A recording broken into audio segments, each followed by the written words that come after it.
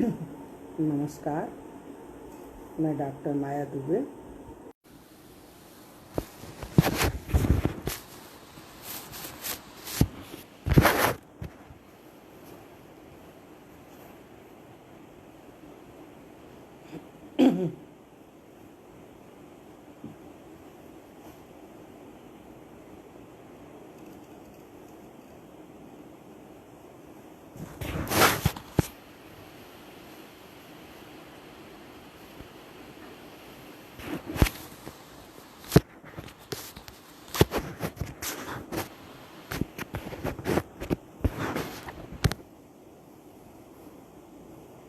नमस्कार, मैं डॉक्टर माया दुबे भोपाल से।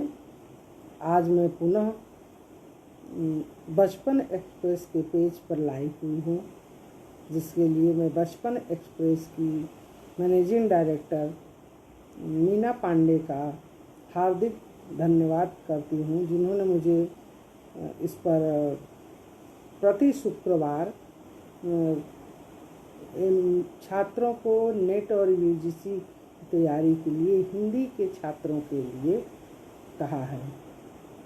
आज यहाँ बहुत बारिश हो रही है, बहुत ही ज़्यादा आंधी पानी है, नेट का व्यवधान आ रहा है और देखिए उस पर आप बात हो पाती है कि नहीं। हम बहुत देर से प्रयास कर रहे हैं आपके साथ जुड़ने का। आज पर्यावरण दिवस भी है।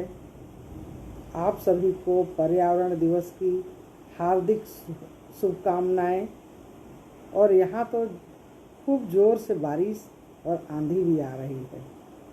प्रकृति जो है अपने बड़े ही मनोहारी रूप में उपस्थित है। कहते हैं प्रकृति जो है, अगर हम उसको जितना ही सहेजेंगे वह हमारे लिए बहुत कुछ देती है।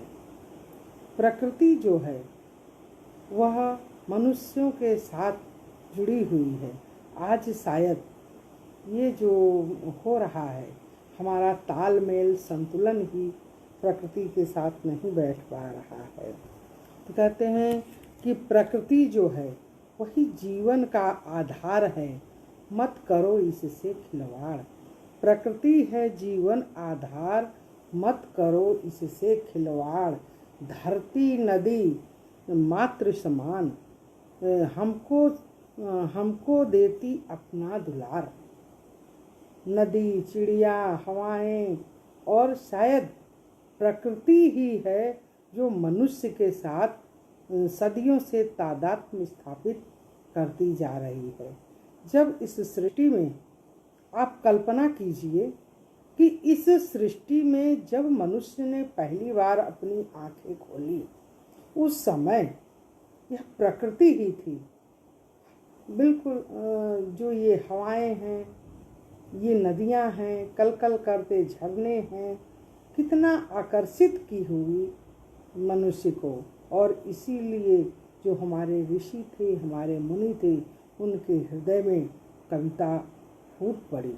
तो आज हम प्रकृति दिवस पर, आज हम पर्यावरण दिवस पर हम सभी मिलकर यह प्रण करें कि अपने आसपास हम अपनी हरियाली को मिटने नहीं देंगे और हरियाली को बढ़ाते जाएंगे। हम जितना प्रकृति का सम्मान करेंगे, प्रकृति उतना ही हमारे साथ घुल मिलकर हमारे जीवन में समरसता बनाएगी। तो छात्रों, आज हम आपके सामने उपस्थित हुए हैं आपकी तैयारी के लिए। आपके हिंदी साहित्य में नेट की तैयारी हम कैसे करें, इस विषय पर हम आपसे चर्चा करेंगे। और चर्चा करने से पहले हम माँ वीणा पाणी को नमन करेंगे। हम सभी जानते हैं कि बिना उनकी कृपा के कोई भी संसार में आगे नहीं बढ़ सकता है। तो जैसा कि पिछले बार चर्चा हुई थी कि हिंदी साहित्य की तैयारी में हमें किन किन बातों का ध्यान रखना पड़ेगा कि हम कैसे एक व्यवस्थित अध्ययन के द्वारा आगे बढ़ते हुए और अपने लक्ष्य को प्राप्त कर लें। साल में जो 2 बार होती हैं नेट और जेआरएफ की परीक्षाएं, तो उसके लिए मेहनत तो सभी करते हैं, लेकिन मेहनत करते समय हम कैसे दिशा निर्धारण करें, कैसे आगे बढ़ें कि हम अपने लक्ष्य को हासिल करें। तो आज हम बात करेंगे, जैसा कि हमने बताया था कि हमारा पूरा सिलेबस 10 भागों में विभक्त है। और शुरुआत हम कहाँ से करते हैं? शुरुआत करते हैं हम अपने भाषा से। पहला यूनिट भाषा पर आधारित है। और जैसा कि हम सब जानते हैं, यहाँ नमस्कार, आप सुन पा रहे हैं, धन्यवाद। बचपन एक्सप्रेस जो लोग देख रहे हैं, जिन छात्रों के लिए है, वो अगर मुझे सुन पा रहे हैं तो बहुत अच्छा है। तो आज हम चर्चा करेंगे अपने नेट की तैयारी में प्रथम यूनिट से। प्रथम यूनिट का संबंध भाषा से है। भाषा हम सभी जानते हैं, जैसे ही हम भाषा पर चर्चा करते हैं तो हमारे मन में एक प्रश्न उठता है कि अगर ये भाषा न होती, अगर संसार में इस भाषा और लिपि न होती, तो मनुष्य क्या अन्य पशुओं की भांति संसार में आते रहते और चले जाते। जिस तरह से सागर में उठती गिरती लहरें, अनंत लहरें उठती गिरती हैं और उसी में विलीन हो जाती हैं, उसी तरह से मानव मन के हृदय में भी अनंत भावनाओं के लहरें उठती और विलीन हो जाती। न महाभारत होता, न रामायण होता, न ये विश्व में इतने साहित्य और ग्रंथ होते जहाँ पर कि हम जिसको पढ़कर समझ पाते। तो भाषा का अध्ययन करने से पहले छात्रों, जब हम पढ़ने चलते हैं किसी को, चूँकि हम साहित्य के विद्यार्थी हैं, साहित्य के छात्र हैं, तो साहित्य को समझने के लिए पहले हम उसका प्रवेश द्वार भाषा को ही समझेंगे कि भाषा आखिर है क्या। भाषा हम जानते हैं कि जितने भावों की अभिव्यक्ति के जितने भी साधन हैं, जो भी रूप हैं, अवाचिक या वाचिक, सभी भाषा में के अंतर्गत आते हैं। भाषा विज्ञान आपने पढ़ा होगा। एक प्रश्न पत्र के रूप में एमए में भाषा विज्ञान का हम सभी साहित्य वाले अध्ययन करते हैं। उसमें हमने सब कुछ पढ़ा, भाषा का अर्थ पढ़ा, भाषा की परिभाषा पढ़ी कि भाषा भाष्यते इति भाषा, आभासते इति भाषा, यानी कि जो भी दुनिया में जो कुछ भी अर्थवान है, जो कुछ भी दिखता है, सब कुछ भाषा ही है। तो जब हम भाषा का अध्ययन करने चलें तो सबसे पहले हम भाषा का अर्थ, परिभाषा, भाषा की उत्पत्ति, भाषा का इतिहास, भाषा का भूगोल, भाषा की सांस्कृतिक पृष्ठभूमि, भाषा की ऐतिहासिक पृष्ठभूमि और भाषा के तमाम चारों तरफ जो फैली हुई जो हमारी लोक है, उनको समझते हुए ही हम भाषा का अध्ययन कर सकते हैं।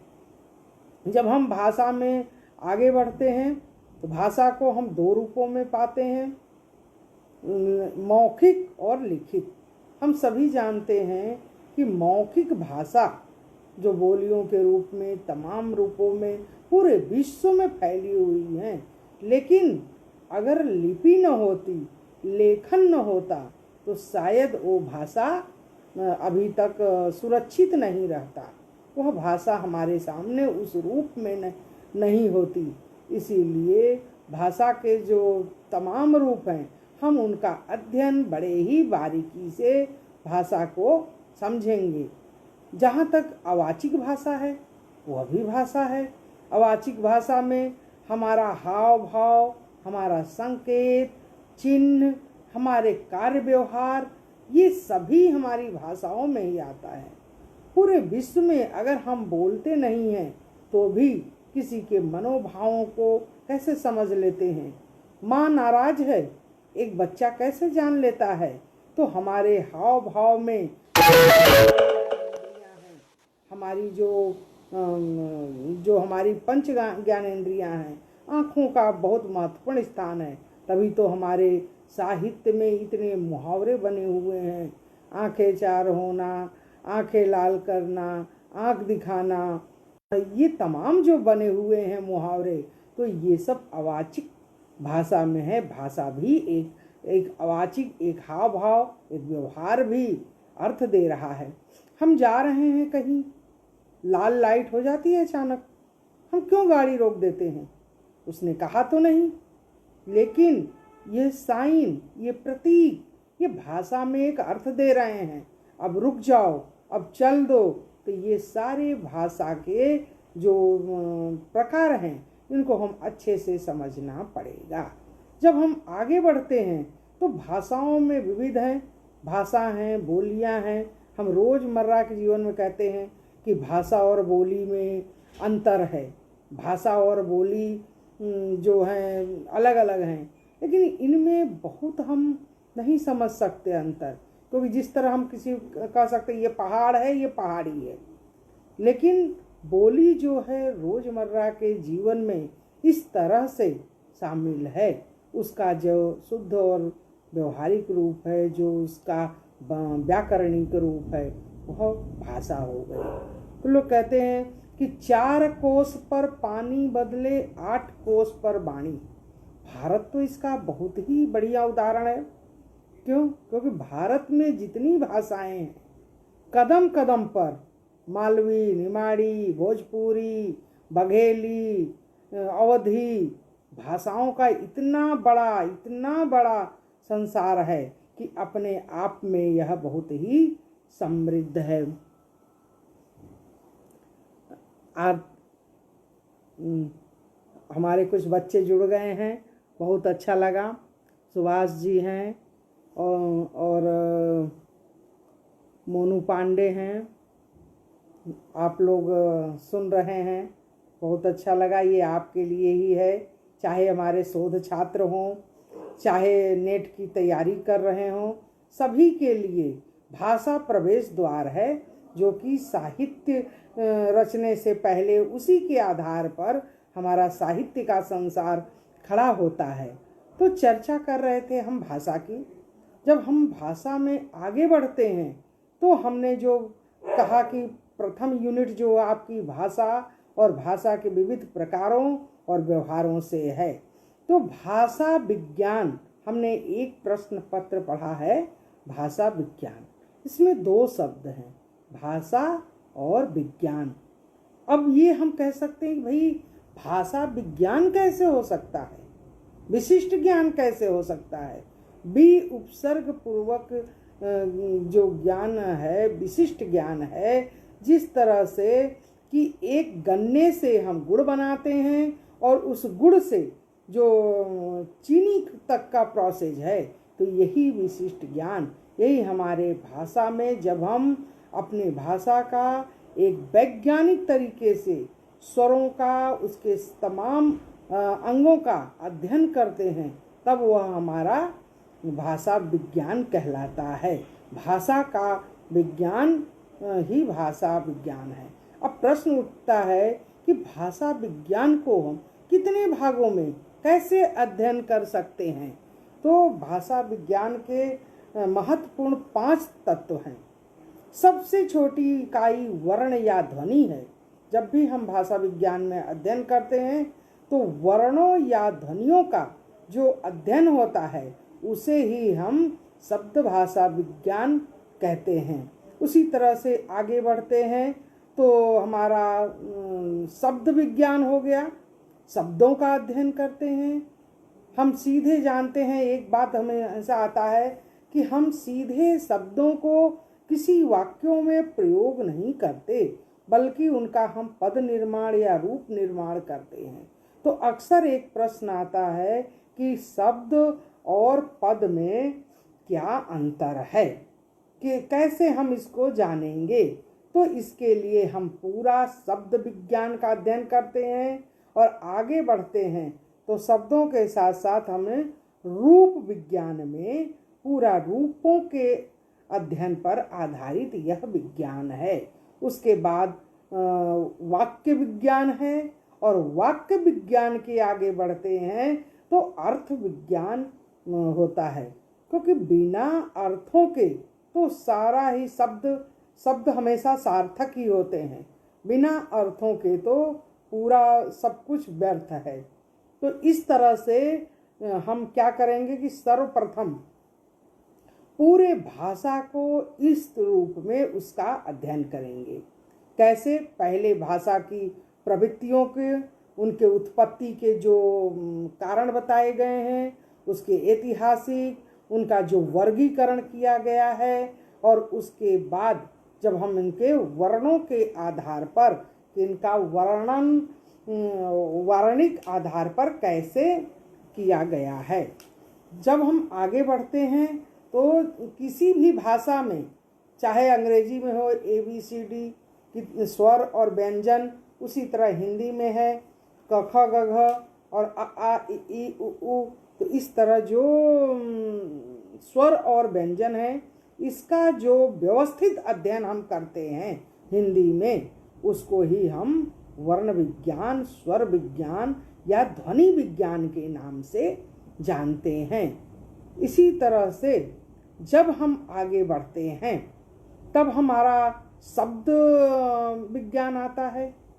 हम अच्छी तरह जानते हैं कि किस तरह चुन चुन कर, वर्णों को चुन चुन कर शब्दों का निर्माण होता है, और ये शब्द निर्माण प्रक्रिया हिंदी में कितने तरह से होती है, इसका पूरा अध्ययन हम इसमें करते हैं। जैसे उपसर्ग के द्वारा शब्दों का निर्माण होना, संधि के द्वारा होना, समास के द्वारा होना, प्रत्यय के द्वारा होना। और इसके पीछे कारण क्या है? शब्दों का भंडार बहुत बड़ा है। शब्द जो हैं वह वाक्यों के लिए कम पड़ जाते हैं, इसलिए उनकी संक्षिप्तता के लिए, विस्तार के लिए हम शब्दों का नया नया पुनर्निर्माण करते हैं। उदाहरण के लिए एक शब्द है हार। अब हार का क्या मतलब है? हार का मतलब है युद्ध में हार जाना। गले में पहनने वाली माला को भी हार कहते हैं। लेकिन अगर हमने इसमें अलग अलग उपसर्ग लगा दिए, जैसे वी उपसर्ग लगा दिए, बिहार हो गया, संहार हो गया, उपहार हो गया, तो इस तरह से सारे शब्दों के जब ये निर्माण होते हैं, इनके अर्थ भी बदल जाते हैं। फिर प्रयोग करने में हमको वाक्य निर्माण में और भाषा निर्माण में बड़ी ही आसानी हो जाती है। इसी तरह से द्वारा हम तरह तरह के प्रत्यय, संस्कृत में बहुत सारे प्रत्यय हैं, हिंदी में भी हम अक्सर देखते हैं कि हम क्या करते हैं, पंडित पंडिताइन, नाउन नाइन, गुरु गुरुआइन, तो ये प्रत्यय लगाकर और हम शब्दों का पुल्लिंग स्त्रीलिंग तमाम निर्माण करके हम शब्दों को बनाते हैं। संधि सभी जानते हैं कि संधि का मतलब होता है जोड़। दो शब्दों को जोड़कर कभी कभी उनके रूप में बदलाव आ जाता है। जैसे विद्या धन आलय, विद्या का जो मंदिर है विद्यालय। इसी तरह से सूर्योदय, रमेश, सुरेश। तो ये संधियां जो हैं, यह स्वर संधि, व्यंजन संधि, विसर्ग संधि, इनका बहुत बड़ा भाषा में। तो जब भी ये हम शुरू से ही 10वीं में 12वीं में, जब हम शुरू से स्कूल के शिक्षा में ही इनको हम पढ़ते हैं, जब हम साहित्य का अध्ययन करते हैं, तब तक हमारी भाषा इतनी ज़्यादा परिपक्व हो जाती है कि ये संधि, समास, ये प्रत्यय, उपसर्ग जाने अनजाने हमारे वाक्यों में प्रयोग होते हैं। हम उनको लगातार करते रहते हैं। तो ये संधियाँ भी भाषा में, शब्द निर्माण में, शब्द विज्ञान में बहुत ही महत्वपूर्ण हैं। अब आता है रूप विज्ञान, रूप या पद विज्ञान। रूप क्या होता है? जैसे हमारे यहाँ संस्कृत में में सुप टिप लगाकर बनाए जाते हैं। सभी जानते हैं कि जो शब्द कई प्रकार के होते हैं, संज्ञा होते हैं, सर्वनाम होते हैं, क्रिया रूप होते हैं जिन्हें हम वर्ब कहते हैं।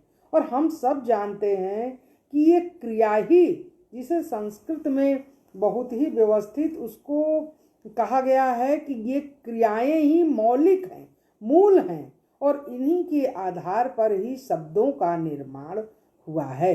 जैसे दौड़ना, खाना, रोना, सोना। और इसी तरह से कोई गाने वाला है, क्या बन गया? गायक। गायक बन गया, धावक बन गया, नर्तक बन गया, पाठक बन गया, पढ़ने वाला पाठक बन गया। तो ये शब्द निर्माण प्रक्रिया जो है, ये जो रूप निर्माण प्रक्रिया है, इससे ही हमारी भाषा एक नया आकार लेती है। उदाहरण के लिए, राम ने रावण को मारा। यहाँ 3 शब्द हैं, राम, रावण और मारना। लेकिन यहाँ जो परसर्ग जुड़ गए, संस्कृत में इसे कारक कहते हैं। जैसे कर्ता ने कर्म को करण से संप्रदान के लिए अपादान अलग होने के अर्थ में संबंध का के की और अधिकरण में पर संबोधन, और उसी को हिंदी में हम परसर्ग बोलते हैं, जिसमें परसर्ग यानी कि 2 शब्दों को जोड़ने वाला। जैसे राम ने रावण को मारा, तो यहाँ पर जो ये रूप है, ये जो परसर्ग है, जब ये जुड़ते हैं तभी हमारा वाक्य व्यवस्थित बनता है। तो ये चीज़ें वही समझ, जैसे एक महल के निर्माण में जो स्थान ईंटों का है, वही स्थान भाषा निर्माण में शब्दों का है। शब्दों को कैसे रखना है, कैसे चुन चुन के करना है, इसका हम व्यवस्थित ढंग से अध्ययन करते हैं शब्द रूप निर्माण में। और रूप निर्माण कई तरह से होता है, और रूप निर्माण प्रक्रिया ही भाषा को बहुत व्यवस्थित आधार देती है। अब हम आगे बढ़ते हैं जब भाषा में, तो मुझे क्या दिखता है? वाक्य विज्ञान। हम सभी जानते हैं कि वाक्य कैसे होते हैं। जब छोटा बच्चा होता है तो कैसे करता है? पहले हम उसको संकेतों से सिखाते हैं, जाओ, लाओ, यहाँ आओ, वहाँ जाओ, उठो, बैठो, पी लो, खा लो। तो ये छोटे छोटे छोटे 1-1, 2-2 शब्दों को निर्माण कर, तो वाक्य निर्माण प्रक्रिया जो है वह भाषा का बहुत ही एक व्यवस्थित रूप है। उसी से हमारी भाषा आगे बढ़ती है। हमारे यहाँ तर्क भाषाकार, संस्कृत में तर्क भाषाकार ने एक बहुत अच्छी बात कही है। उन्होंने कहा वाक्य निर्माण में 3 चीज़ों का ध्यान रखना चाहिए। वो 3 चीज़ें क्या हैं? आकांक्षा, योग्यता और सन्निधि। कह रहे हैं कि शब्दों को जोड़कर, जैसे हम वर्णों को जोड़कर शब्द बनाते हैं, वैसे ही शब्दों को जोड़कर हम क्या करते हैं? वाक्य बनाते हैं। लेकिन ऐसा नहीं है, जैसे निरर्थक वर्णों का जोड़ शब्द नहीं हो सकता, उसी तरह से हम शब्दों के निरर्थक व्यवस्था को वाक्य नहीं कह सकते। तो उन्होंने वाक्य के बारे में बहुत ही अच्छी बात कही है कि आकांक्षा, 2 शब्द आपस में साकांक्ष होने चाहिए, एक दूसरे के प्रति आकांक्षा होनी चाहिए। और योग्यता, 2 शब्दों में आपस में योग्यता होनी चाहिए जुड़ने की। और सन्निधि, उदाहरण के लिए वह जल से सींचता है। अब यहाँ पर जल से सींचना, तो दोनों साकांक्ष भी हैं, दोनों में योग्यता भी है। लेकिन अगर हम कहते हैं वह अग्नि से सींचता है, तो यहाँ पर अपने आप में शब्द दोनों हैं। अग्नि भी शब्द है, जल भी, क्रिया भी वही है। लेकिन अग्नि से जलाना हो सकता है क्रिया, लेकिन सींचना नहीं हो सकता। इसलिए इसमें अग्नि में सींचने की योग्यता नहीं है। अतः यह जो दोनों वाक्य बन रहे हैं साकांक्ष नहीं है। उसी तरह से सन्निधि, सन्निधि यानी नजदीकी, हमने सुबह किसी से कहा पेन और शाम को कहते हैं लाओ, तो दो शब्द अलग अलग अंतराल में अगर कहे जाते हैं तो वह वाक्य नहीं बन सकते हैं। और इस तरह से नमस्कार, सभी का स्वागत है।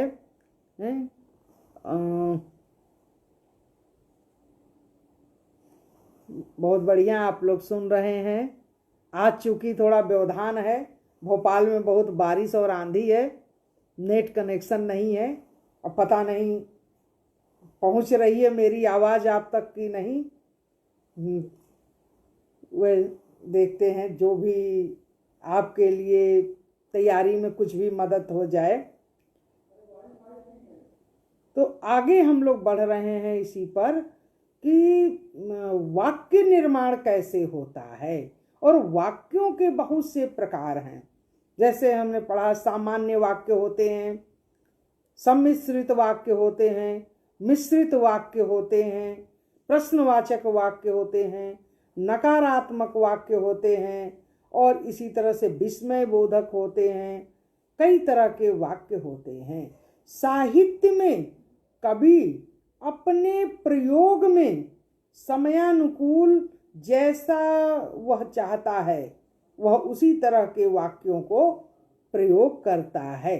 तो ये वाक्य प्रयोग जो है कवि की अपनी साहित्यिक विशेषता होती है। चूँकि भाषिक अध्ययन और जो ये भाषा विज्ञान और भाषिक अध्ययन है, यह एक सिस्टमेटिक है, लेकिन कवि एक प्रजापति, कवि तो प्रजापति है, अपनी रचनाओं में ऐसे शब्दों को, ऐसे वाक्यों को रखता है। अब हम जब आगे बढ़ते हैं, जो उसका पांचवा तत्व है, पांचवा अंग है, जिसे हम कहते हैं अर्थ विज्ञान। हम सभी जानते हैं कि दुनिया में हर चीज अर्थवान है।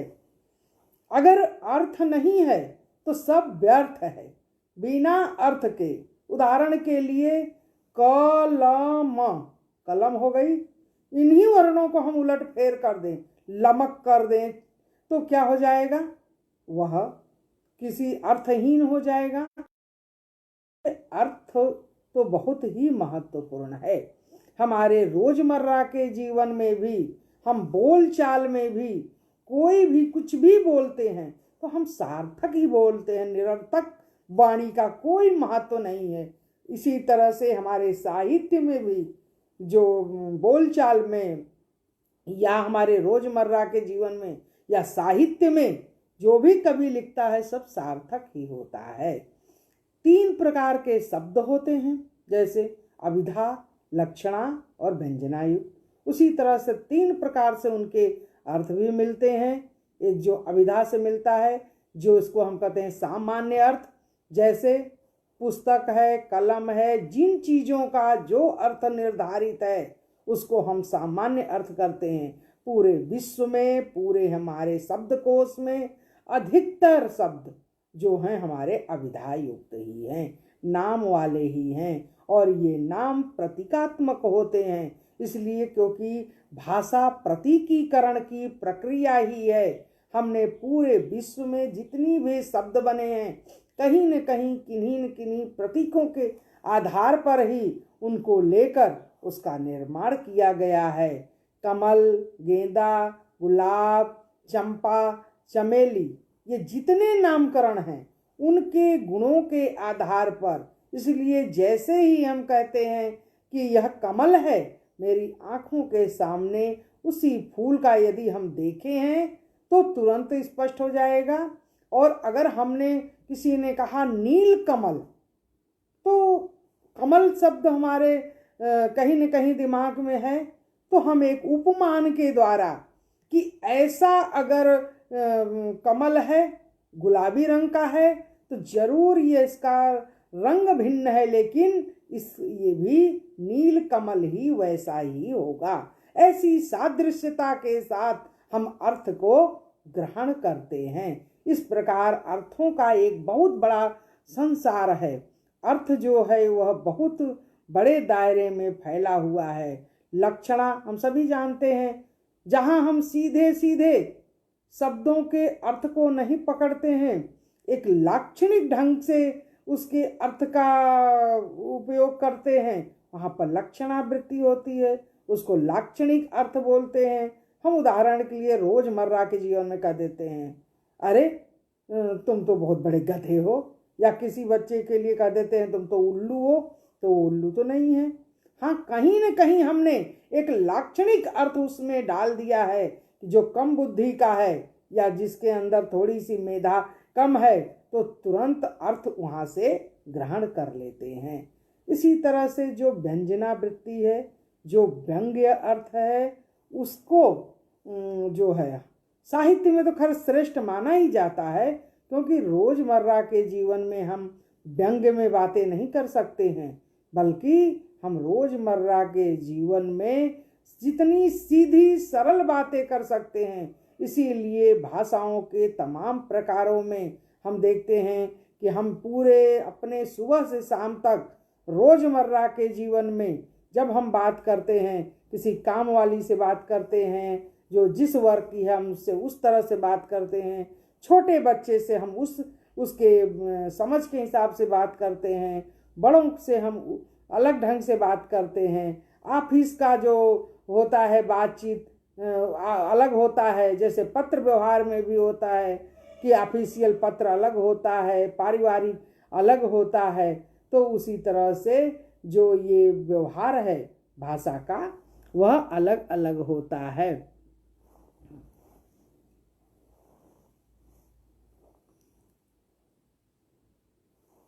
बहुत बहुत धन्यवाद, आप लोग जुड़े हैं, बहुत अच्छा लगा, क्योंकि आज बड़े ही व्यवधानों के बीच में ये हम आपके सामने आ पा रहे हैं।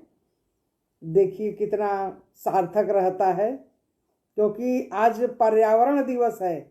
हमने शुरू में ही कहा कि पर्यावरण के साथ अगर हम खिलवाड़ छेड़छाड़ कर रहे हैं, तो प्रकृति भी आजकल हमारे साथ खिलवाड़ ही करने लगी है। इसीलिए हम कहीं भी हर जगह संतुलन जरूरी है, चाहे वो जीवन के किसी भी क्षेत्र में हो, चाहे अध्ययन में हो, चाहे अध्यापन में हो, या प्रकृति के साथ भी हम वही कह सकते हैं। तो आज प्रकृति ने भी साथ नहीं दिया है। ठीक, चलिए आगे बढ़ते हैं। कहाँ से हमारी चर्चा चल रही थी? अर्थ विचार पर। तो जो अर्थ है वह बहुत ही महत्वपूर्ण है। व्यंग्य अर्थ जो है उसको हमने व्यंजनावृत्ति, ध्वनि काव्य, जो आनंदवर्धन ने ध्वनि की बात कही है, तो कहीं न कहीं ये व्यंग्यार्थ का ही है, जहाँ पर कि शब्द जो हैं अपने अर्थ को छोड़कर एक नया ही अर्थ ग्रहण करता है, जिसमें उन्होंने साफ साफ कहा है कि यत्रार्थः शब्दो वा तम अर्थ उपसर्जनी कृत स्वार्थ व्यक्तः काव्य विशेष सह ध्वनि। तो ये ध्वनि काव्य, व्यंजनावृत्ति, यह जो व्यंग काव्य है, यह साहित्य में बहुत ही महत्वपूर्ण है, और भाषिक दृष्टि से भी हम इसका बहुत ही अच्छे से, बड़े ही, जितने हमारे काव्य शास्त्रियों ने, जितने भाषा शास्त्रियों ने इस पर प्रकाश डाला है, उस पर हम अध्ययन कर सकते हैं। इस प्रथम जो यूनिट है भाषा से संबंधित, इसके यूनिट के अध्ययन के लिए हम बहुत ही कुछ तो हमने शुरू से ही पढ़ा है।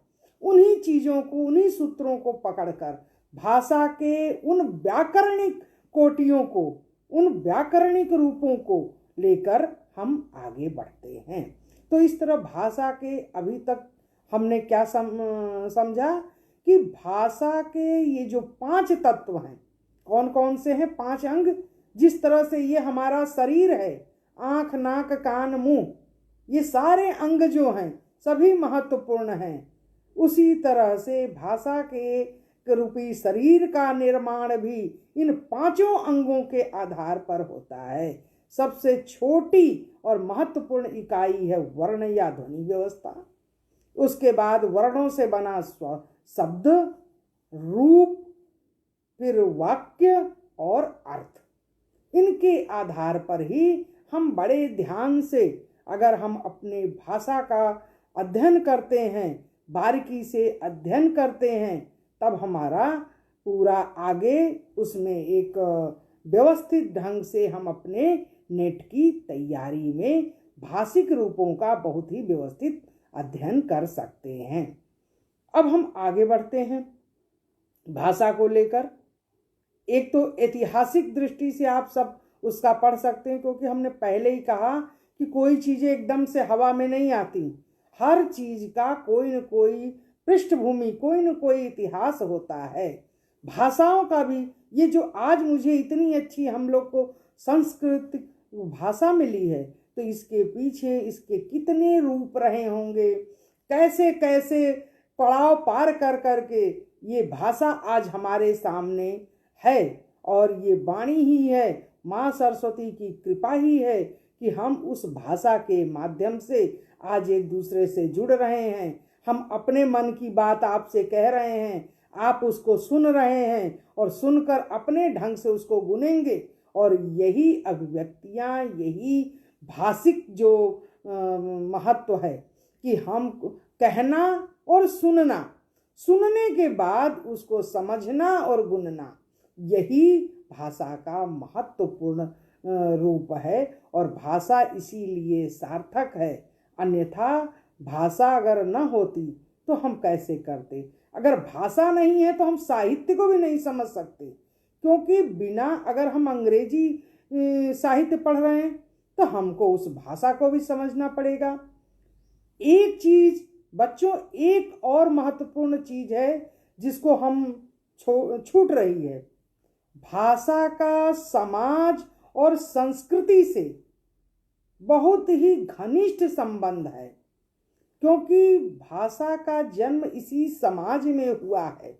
भाषा ने इसी समाज से चुन चुन कर एक एक चीज को ग्रहण किया है। और इसीलिए जो हमने पहले कहा कि 4 कोस पर पानी बदले 8 कोस पर वाणी क्यों बदल जाती है, क्योंकि वहाँ समाज की सोच दायरा, क्यों हम, अगर आपने देखा होगा उदाहरण में, तो उत्तर प्रदेश जिसको हम नेनुआ कहते हैं, यहाँ आकर मध्य प्रदेश में कोई रेरुआ कहेगा, कोई तुरई कहेगा। उसी तरह से भाटा, भटा, बैगन, महाराष्ट्र में जाए तो आलू को आलू, प्याज, कांदा, बटाटा, बोड़ा, बरबटी, तमाम चीज़ें। तो ये शब्द जो हैं सामाजिक प्रयोग से, समाज से ही निकलकर और कैसे उसमें शामिल होते जाते हैं। तो शब्दों का जो निर्माण प्रक्रिया है, इसी से हम इसमें विभिन्नता आती है, भाषा में विकास आता है। और इसको हम बुरा नहीं कर सकते, क्योंकि हम ये जानते हैं कि एक चीज़ बहुत महत्वपूर्ण है, परिवर्तन। कहते हैं कि परिवर्तन जो है वह सनातन है। परिवर्तन एक क्षेत्र में नहीं होता, हम रोज देखते हैं परिवर्तन की गति दिखती नहीं है, बहुत धीमी गति होती है। लेकिन परिवर्तन जो है वह हमेशा से होती रही है। और इसी परिवर्तन को ही हम चेतना, बदलाव या प्रोग्रेस भी कहते हैं। क्यों? क्योंकि अगर परिवर्तन न हो तो चीज़ें व्यवस्थित हो जाती हैं। आप उदाहरण देख लीजिए, हमारी संस्कृत भाषा वैदिक भाषा से लेकर जो संस्कृत है, जब वो व्याकरण निष्ठ हो गई, जब एक दायरे में संस्कृति दायरे में बंध गई, जब वहाँ पर, अब उदाहरण के लिए वहाँ पर पूरे विश्व की भाषाओं में संस्कृत एक भाषा है जो एक वचन, द्विवचन और बहुवचन में है, और जर्मन भाषाओं के नज़दीक है। विश्व की कुछ ही भाषाएं हैं जो इस तरह है, नहीं तो ज़्यादातर भाषाएं एक वचन और बहुवचन में हैं। तो यहाँ पर 2 की संख्या जहाँ निर्धारित है संस्कृत में, वहाँ द्विवचन है। अब प्रश्न उठता है कि वहाँ पर नव निर्माण के लिए अगर टमाटर है तो टमाटर पहले फल है कि सब्जी है, किस में आएगा, नपुंसक लिंग है, कैसे है, फिर उसका रूप निर्माण है। वहीं पर आप हिंदी को देखिए, हिंदी क्या कर रही है, हिंदी भाषा में शब्दों का एक अकूत भंडार बढ़ता जा रहा। क्यों? क्योंकि हिंदी जो है सबसे ग्रहण करती जा रही। हिंदी भाषा का जब निर्माण हुआ तो उसमें उस समय तत्सम शब्द, संस्कृत के शब्द अधिक मात्रा में थे, तद्भव शब्द, और उसके बाद उर्दू, देशज, अंग्रेजी, कई भाषाओं के शब्द उसमें मिश्रित थे। लेकिन आज बड़े ही बदलते रूप में हिंदी में इतनी धीरे धीरे संस्कृत नीचे आ रही है, उसकी जगह इंग्लिश ने ले लिया। तो ये भाषा एक इंग्लिश भाषा, हिंदी में हिंदी का जो रूप है वह ऐसा लग रहा है कि विश्व के परिवर्तन के साथ साथ हिंदी भी अपने को उसमें समाहित कर रही है, अपने को उसके साथ जोड़ रही है। इसीलिए आप देखिए जैसे नए शब्द आते हैं, बहुत दूर मत जाइए, अभी आजकल जैसे हम लोग बैठे हुए हैं, कहीं जाना आना नहीं है, लॉकडाउन, क्वारंटाइन, कोविड-19, उसी तरह से पिज्ज़ा, बर्गर और माउस, लैपटॉप, मोबाइल, जितने एरोप्लेन, न जाने कितने शब्दों की एक लंबी फेहरिस्त है जिसमें कि हिंदी में सब समाहित हो गए। हम रोजमर्रा के जीवन में उसको बोल भी रहे हैं, समझ भी रहे हैं, और हिंदी का भंडार विस्तृत होता जा रहा है। तो ये हम एक चीज समझ सकते हैं, इससे हम एक बात तो समझ सकते हैं कि भाषा भी जिस तरह से जीवन के हर क्षेत्र में बदलाव आ रहा है, क्षण क्षण में जिस तरह से प्रकृति रूप बदल रही है आजकल, और जैसे बदलाव आ रहा वैसे भाषा भी निरंतर अपने रूप को बदल रही है, भाषा समाहित कर रही है, भाषा अपना विस्तार कर रही है, नए नए शब्दों के निर्माण हो रहे हैं, बोलने के ढंग बदल रहे हैं। एक बहुत बड़ा, जब हम भाषिक अध्ययन करेंगे तो आधुनिकता समसामयिकता को नहीं छोड़ सकते। आजकल स्कूलों में बच्चे परेशान हैं, दिन रात हम व्हाट्सएप, मोबाइल पर जो शॉर्टकट में जो अपने संक्षिप्तता में लिख रहे हैं, उसी तरह से बच्चे परीक्षा में लिखने लगे। शिक्षक हैरान हैं, ये कौन सी नई भाषा है, हिंदी कहाँ जा रही है। लेकिन हमको इन नई प्रवृत्तियों का अध्ययन भी करना पड़ेगा, क्योंकि हम एक शोध छात्र हैं, हम नेट जेआरएफ की तैयारी करने वाले हैं, हम आगे बढ़ रहे हैं। तो हम इन आधार पर भी कि भविष्य क्या है, भाषा कैसे बढ़ रही है, जिस तरह हिंदी साहित्य की प्रवृत्तियां बदली हैं, उसी तरह से भाषा में ये जो नित्य परिवर्तन हो रहे हैं, तो परिवर्तन की दिशाएं हर दिशा में भाषा के पांचों अंग में दिखती हैं।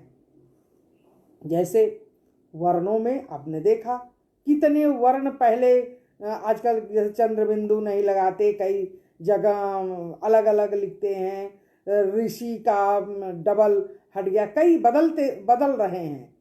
कई बार हमारे यहाँ लिपि का मानकीकरण हुआ और वर्णों को व्यवस्थित किया गया, लेकिन हम लेखन में कई त्रुटियां करते हैं, कई बदलाव वो भी मान्य हैं कहीं पर। और विशेषकर जब आजकल आधुनिक ढंग से जब हम टंकण कार्य करते हैं तो हिंदी में कई दिक्कतें आती हैं, तो हम उसमें थोड़ा सा संशोधन कर देते हैं। तो परिवर्तन, तो हम क्या कह रहे थे कि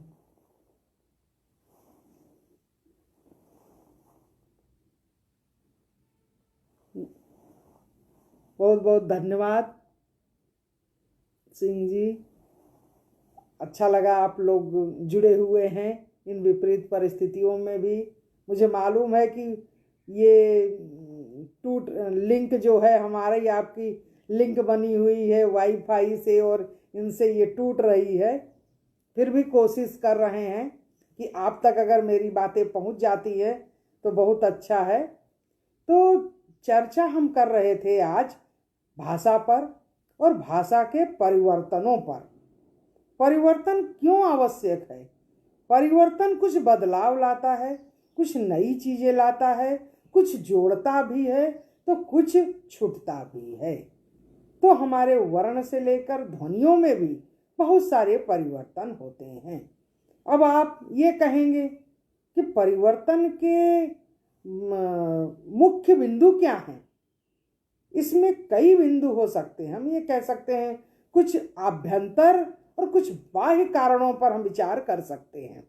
कैसे? कुछ तो हमारे आभ्यंतर ही कारण हैं। जैसा कि हम जानते हैं कि ध्वनियाँ जो हैं ईश्वर प्रदत्त हैं।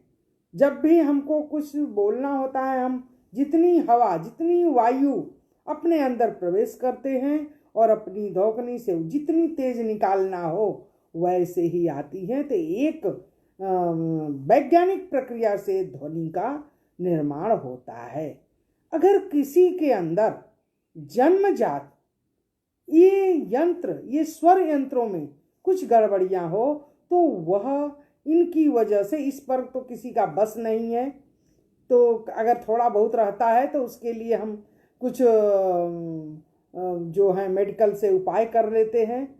जैसे कोई हकलाना, तुतलाना, कभी कभी होता है, आपने देखा बच्चा जानबूझ के नहीं कहता, वह ट का उच्चारण नहीं कर पाता, तो उसको भंटा, लोटा, मिट्टी, तो ट को हमेशा त ही बोलता है, मिट्टी, लोता, भंता।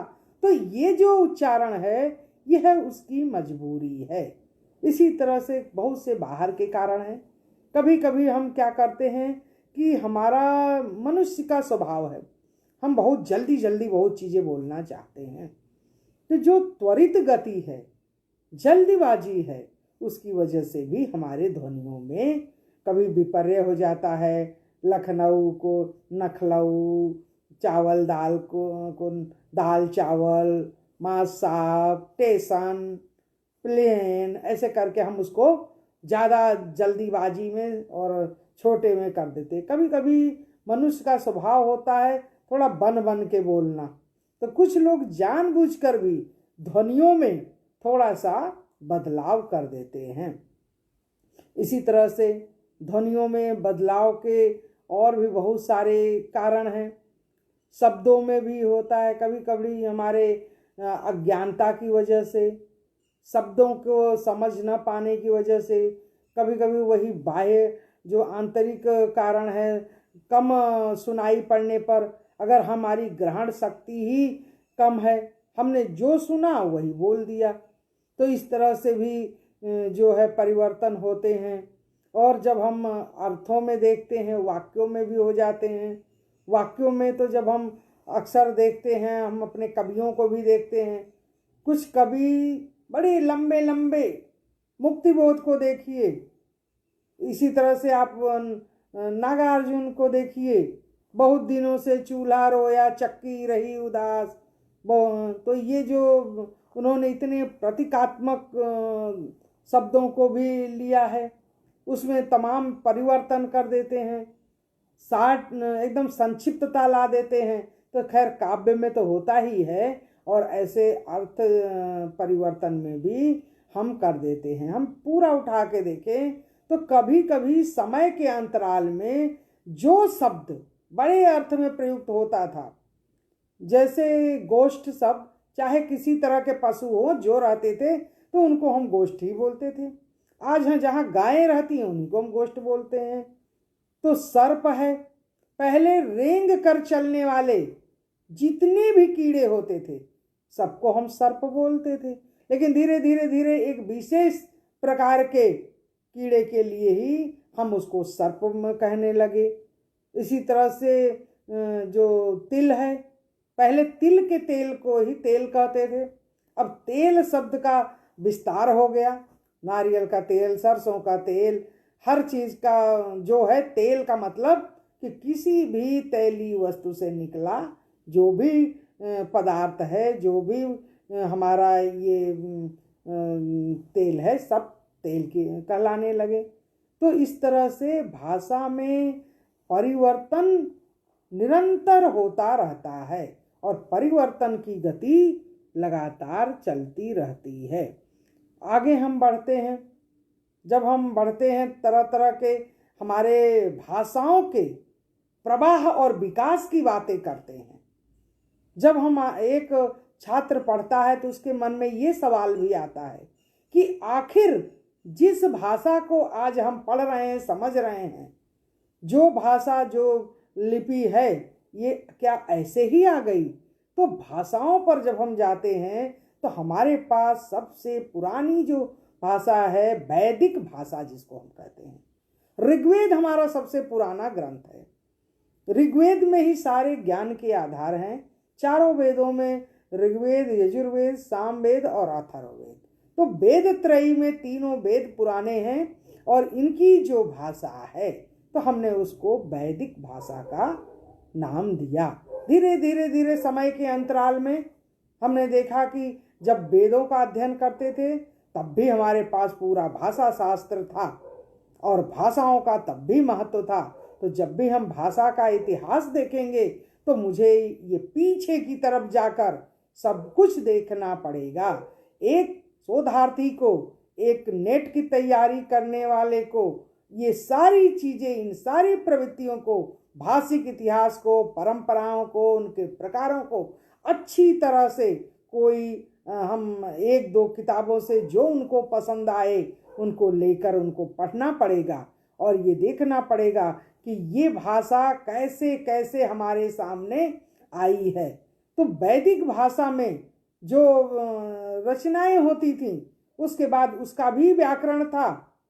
हर वेदों का प्रातिशाख्य ग्रंथ था, ऋक् प्रातिशाख्य तमाम, जिसमें उसके व्याकरणिक नियम होते थे।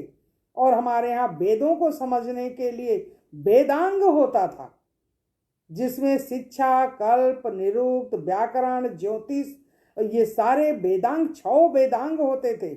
और इन 6 वेदांग को पहले समझकर तभी हम वैदिक भाषा को समझने का प्रयास करते थे। शिक्षा क्या कहती थी?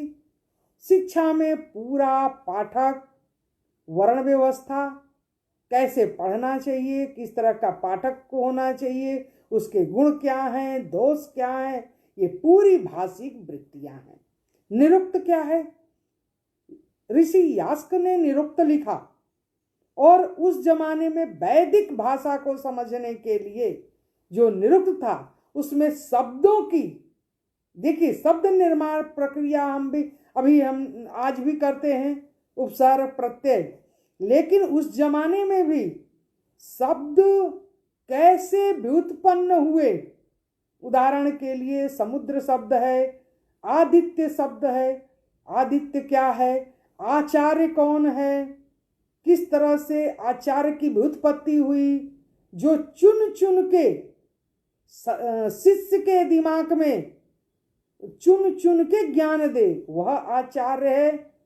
जो चुन चुन कर ज्ञान को ले आए और प्रतिष्ठित करे, जो शिक्षा दे।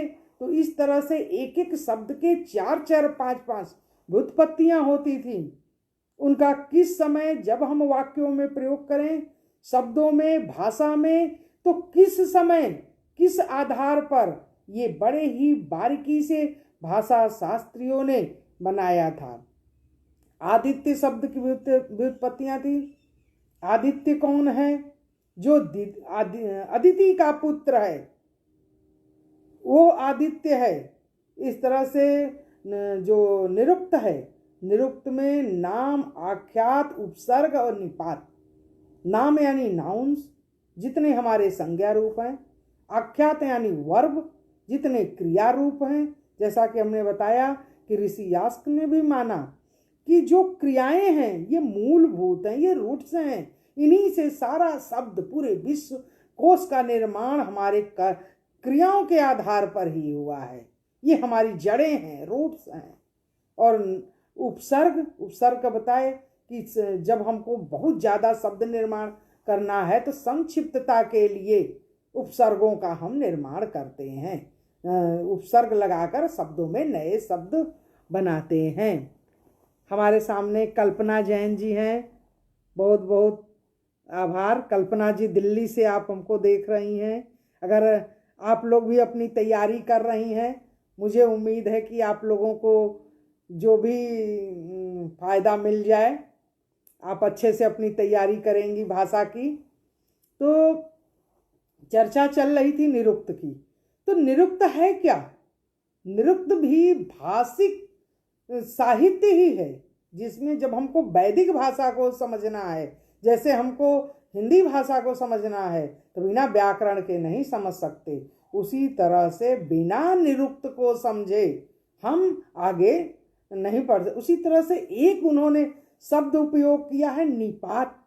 ये निपात है क्या? नी उपसर्ग पूर्वक पत धातु, पत।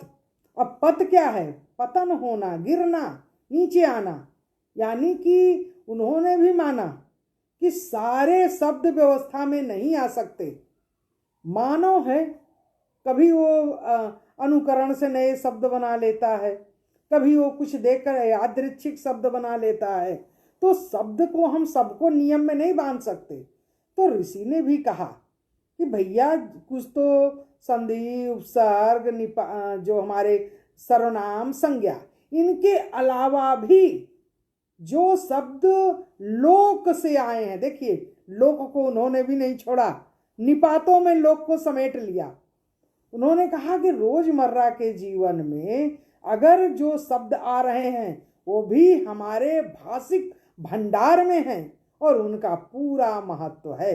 उदाहरण के लिए कहीं आप जाते हैं, दरवाजा खोलते हैं, आवाज आती है चर या खटखट। अभी बारिश हो रही थी जम के भोपाल में, पूरा हवा, पेड़ लटक रहे थे और पूरा आवाज आ रही थी एक अजीब टाइप का, साए साए साए, झाए झाए। इसी तरह से बिजली कड़कती है और टक टक, ढक ढक, मेढक का गुराना, या बहुत सी ऐसे यादृच्छिक शब्द हैं। तो हम उसको अपनी भाषा में शामिल कर लेते हैं और साहित्यकार भी उसको करता है। खटखट, ढक ढक, झक झक। लोग कहते हैं बड़ी चिक चिक हो रही। अब चिक चिक क्या है? इसकी हम कहाँ से भी उत्पत्ति करेंगे? खटपट क्या है? ये तो एक अनुकरण है ना। लोग कहते हैं अरे आजकल संबंधों में बड़ी खटपट है। तो ये खटपट क्या है? तो कह रहे भाई जैसे बर्तनों की खटपट होती थी, एक यादृच्छिक शब्द बना लिया और साहित्यकार यहाँ से उठाकर। तो ऐसा नहीं है कि उसका कोई व्याकरणिक रूप नहीं है तो हम उसको बिल्कुल निरादृत कर देंगे, हटा देंगे। ऋषि यास्क ने ऐसे शब्दों को भी महत्व दिया और कहा कि भैया निपात भी उसकी गिनती की पद विभाजन में। और उसी तरह से व्याकरण सभी जानते हैं कि व्याकरण के लिए पहले प्राचीन काल में प्रातिशाख्य ग्रंथ होते थे। हर वेदों का अपना एक व्याकरण होता था। उसी तरह से जब हम आगे बढ़ते हैं तो जब आगे आते हैं तो सभी जानते हैं जब अष्टाध्यायी लिखी गई तब पाणिनि ने एक व्यवस्थित ढंग से संस्कृत का व्याकरण और भाषा को एक व्यवस्था में निबद्ध किया। लेकिन उससे पहले भी हम ये नहीं कह सकते कि भाषा एकदम प्रवाहमय थी, एक व्यवस्था में भाषा थी। उसी तरह से ज्योतिष को भी हमारे वेदांगों में माना गया। कहते हैं ज्योतिष यानी काल गणना, यानी भाषा में। देखिए बहुत महत्वपूर्ण बात है, बड़े सूक्ष्म बात है हमारे साहित्य के लिए भी। हम ठीक है ज्योतिष हमारे साहित्य में नहीं है, लेकिन काल गणना के लिए हम कहते हैं ना कि फला कवि ने बिना का समय का उटपटांगुल जरूर बातें की। तो काल यानी कि समय का ध्यान रखना, ये काल ही औचित्य संप्रदाय से जुड़ता है। सही समय का, सही वक्त का, सही बातों का साहित्य में निबंधन करना, यह भी कहीं न कहीं काल गणना है। इसलिए कहते हैं कि ज्योतिष जो है तो व्याकरण मुख है, ज्योतिष आंखें हैं। तो ये हमारे प्राचीन भाषा शास्त्रियों ने भी किया। अब भाषाओं का ऐतिहासिक वर्णन में जब हम आगे बढ़ते हैं उसके भाषिक प्रवाह में, तो कहीं न कहीं जब संस्कृत आता है तो वैदिक संस्कृत और लौकिक संस्कृत, कभी कभी आपको एक क्वेश्चन भी आ जाता है, आप ध्यान से कभी लिखने के लिए भी आ जाता है कि वैदिक और लौकिक में अंतर क्या है, दोनों में क्या अंतर है। तो ये चीज़ें वही वैदिक भाषाओं में और इसमें जो थोड़े बहुत विरोधाभास हैं, थोड़े अंतर हैं, एक व्यवस्था का अंतर है, वर्णों का अंतर है, शब्दों का अंतर है। तो इसी आधार पर हम उसके अंतर को पढ़ेंगे। तो लौकिक संस्कृत से तात्पर्य है जब हमारे दो महाकाव्य हैं, दो एपिक्स हैं, रामायण और महाभारत, इनको हम क्या बोलते हैं? आदि काव्य। महर्षि वाल्मीकि, जिनको मानते हैं कि जो इतने क्रूर थे, सभी आप जानते हैं अपने जीवन में, लेकिन संवेदना जब फूटती है तो ऐसा कभी भी एक क्रोच बध से व्यथित होकर कह उठता है, मां निषाद प्रतिष्ठाम यत शाश्वती समा यत क्रोच मिथुनादे की बद काम मोहितम। कर मां निषाद प्रतिष्ठाम, श्राप दे देता है कि हे बहेलिए, तू कभी प्रतिष्ठा को प्राप्त नहीं होगा। तो ये हमारे भाषा का कितना शुद्ध रूप है।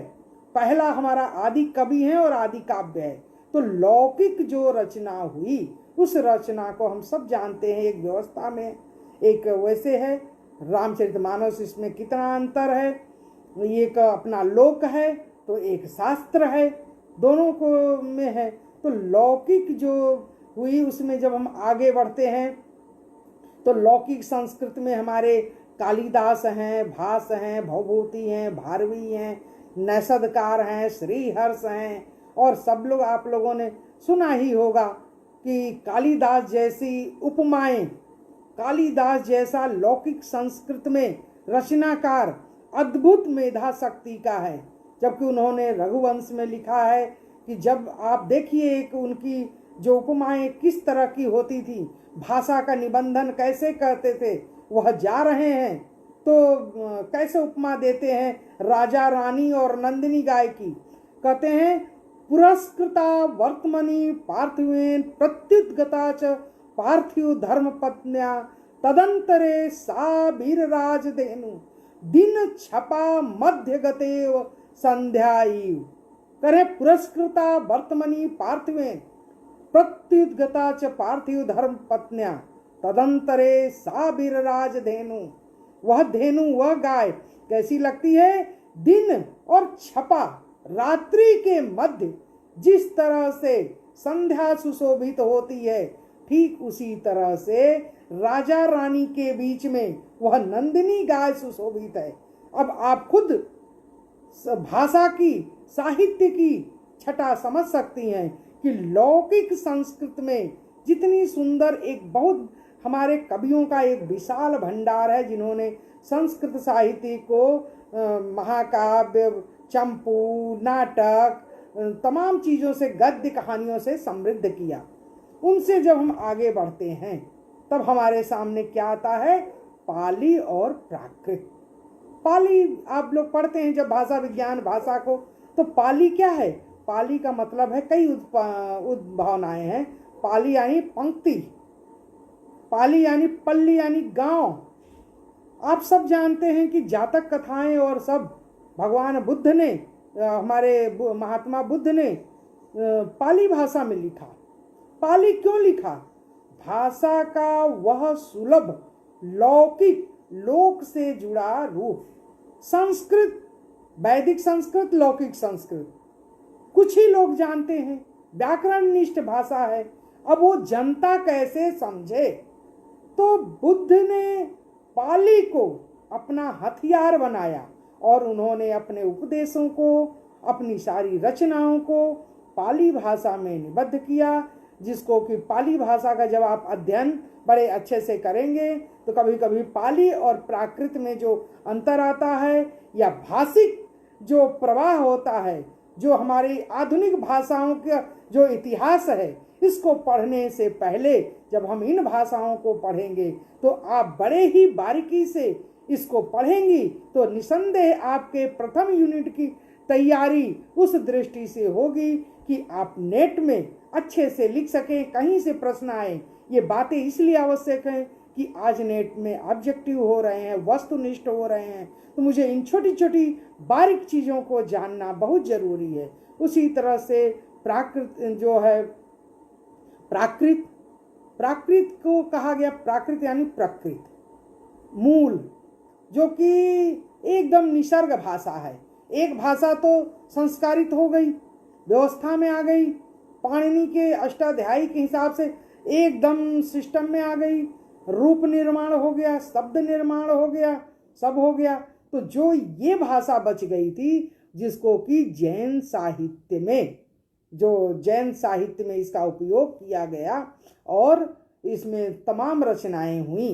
फिर धीरे धीरे अपभ्रंश, आप जानते हैं अपभ्रंश का क्या मतलब, अप उपसर्ग भ्रंश धातु, तो कह रहे हैं कि जो भाषा यहाँ तक आते आते तमाम रूपों में नीचे गिर रही है, अपभ्रंशित हो रही है, और भारत में कई रूपों में आज जो हमारा पूरा भाषा परिवार है, जिसमें पंजाबी, हिंदी, मागधी, पूर्वी, जो जितनी भाषाएं हैं, यहीं से भाषाओं का पूरा हमारा नया रूप विकसित होता है और भाषा और फिर तमाम बोलियों के रूप में वह आगे बढ़ता है। तो इस तरह से जो भाषा का एक प्रवाह है, कैसे चली वैदिक भाषा से, और वो भाषा चलते चलते चलते आज हमारे समाज में इतने बड़े क्षेत्र में, भारत के पूरब से लेकर पश्चिम तक, उत्तर से लेकर दक्षिण तक, हम सभी जानते हैं निवाड़ी, छत्तीसगढ़ी, भोजपुरी, बघेली, अवधी, उड़िया, पंजाबी, तमाम भाषाएं हैं। तो ये अपभ्रंशित होकर अपने एरिया के हिसाब से ये भाषाएं जो हैं, बहुत बढ़िया। मंजू पटले जी हैं, आपका भी बहुत बहुत धन्यवाद।